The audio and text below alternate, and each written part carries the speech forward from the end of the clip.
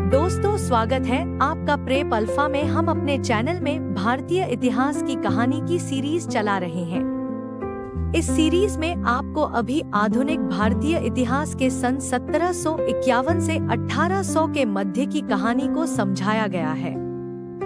हमने 1600 से 1750 तक की कहानी के वीडियो अपने चैनल में डाल दिए हैं। अगर आपने अभी नहीं देखे तो वीडियो के डिस्क्रिप्शन में लिंक है, जाकर देख लें। और आपसे एक रिक्वेस्ट है, अगर आपने अभी तक हमारे चैनल को सब्सक्राइब नहीं किया तो कर लीजिए। चलिए अब शुरू करते हैं आगे की कहानी। 1750 के दशक में भारत एक खंडित राजनीतिक परिदृश्य से गुजर रहा था। मुगल साम्राज्य धीरे धीरे कमजोर हो चुका था। नवाब, महाराजा और सामंत सत्ता के लिए लड़ रहे थे। यूरोपीय कंपनियां, विशेष रूप से British east India company, Bharat के राजनीतिक और आर्थिक मामलों में हस्तक्षेप कर रही थी।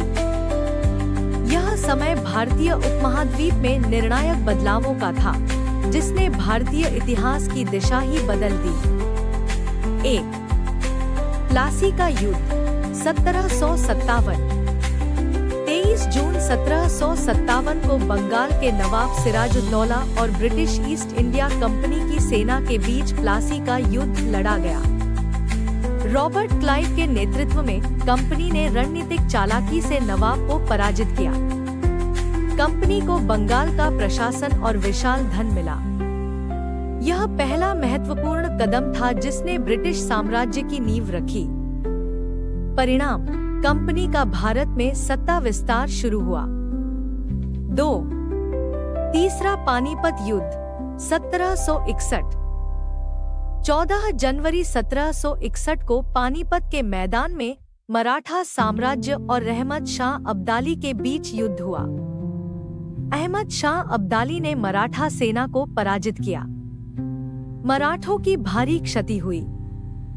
राजनीतिक अस्थिरता बढ़ी, परंतु मराठा साम्राज्य पुनः उभरने की कोशिश करता रहा।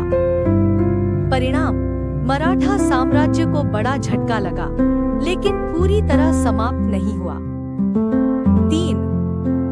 बक्सर का युद्ध 1764। 23 अक्टूबर 1764 को कंपनी की सेना ने नवाब शुजाउद्दौला, अवध, नवाब सिराजुद्दौला, बंगाल और मुगल सम्राट शाह आलम द्वितीय के साथ युद्ध लड़ा। कंपनी ने निर्णायक विजय प्राप्त की। कंपनी को बंगाल, बिहार, उड़ीसा पर अधिकार मिला। शाह आलम द्वितीय को केवल नाममात्र का सम्राट बनाया गया। परिणाम, कंपनी भारत में प्रशासनिक प्रभुत्व स्थापित करने में सफल रही। 4. पहले आंग्ल मराठा युद्ध 1775 से 1782। 1775 से 1782 तक चले युद्ध में कंपनी और मराठों के बीच संघर्ष हुआ। कंपनी ने दक्षिण भारत में अपने प्रभाव को बढ़ाया। सालबाई की संधि 1782 के तहत कंपनी को दक्षिण भारत पर अधिकार मिला। परिणाम, कंपनी और मराठों के बीच संतुलन स्थापित हुआ। 5. पहला आंग्ल मैसूर युद्ध 1767 से 1769। हैदर अली, मैसूर और कंपनी के बीच संघर्ष हुआ। संघर्ष का कोई निर्णायक विजेता नहीं बना। परिणाम, दोनों पक्षों में तनाव बढ़ा। 6. दूसरा आंग्ल मैसूर युद्ध 1780 से 1784। टीपू सुल्तान के नेतृत्व में कंपनी के खिलाफ संघर्ष जारी रहा। मैंगलोर की संधि 1784 के तहत दोनों पक्षों के बीच संतुलन बना। परिणाम, कंपनी ने मैसूर का दबाव बनाए रखा। 7. भारत सरकार अधिनियम 1773। ब्रिटिश सरकार ने कंपनी पर नियंत्रण बढ़ाने के लिए भारत सरकार अधिनियम लागू किया। गवर्नर जनरल की नियुक्ति का प्रावधान आया। कंपनी के प्रशासनिक कार्यों पर ब्रिटिश सरकार का अधिकार सुनिश्चित हुआ। परिणाम, कंपनी की शक्ति पर नियंत्रण स्थापित हुआ।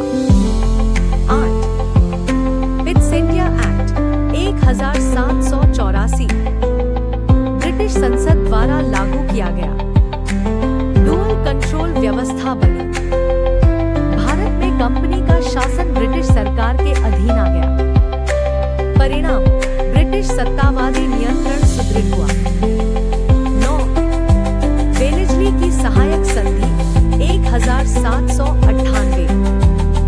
लॉर्ड वेलेस्ली ने रियासतों को मजबूर किया कि वे कंपनी की फौज पर निर्भर रहें। रेसिडेंट नियुक्त किए गए। कंपनी को आर्थिक मदद देना जरूरी हुआ। परिणाम, भारतीय रियासतें कंपनी के अधीन हो गईं। 10. तीसरा आंग्ल मैसूर युद्ध 1790 से 1792।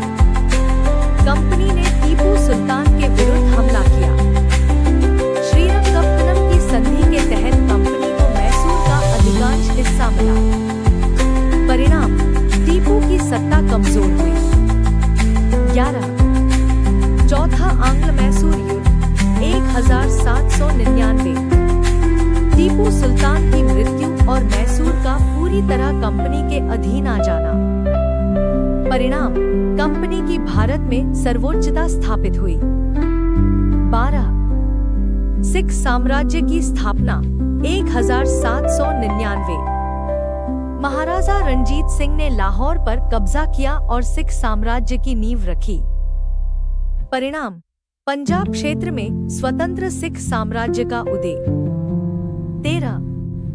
सामाजिक-आर्थिक बदलाव। किसानों पर भारी कर प्रणाली। हस्तशिल्प उद्योग का पतन। विदेशी वस्त्र व्यापार से स्थानीय कारीगर प्रभावित। असंतोष और विद्रोह की भावना बढ़ी। 1751 से 1800 का कालखंड भारतीय इतिहास में अत्यंत महत्वपूर्ण रहा। यह समय साम्राज्यों की लड़ाई